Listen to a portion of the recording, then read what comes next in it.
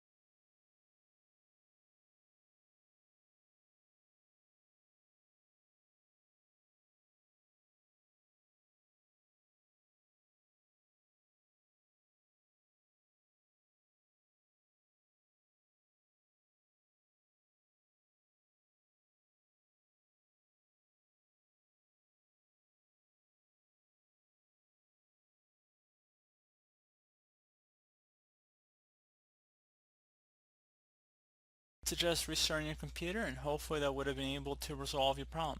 So as always, thank you guys for watching this brief tutorial. Do hope I was able to help you out, and I do look forward to catching you all in the next tutorial. Goodbye.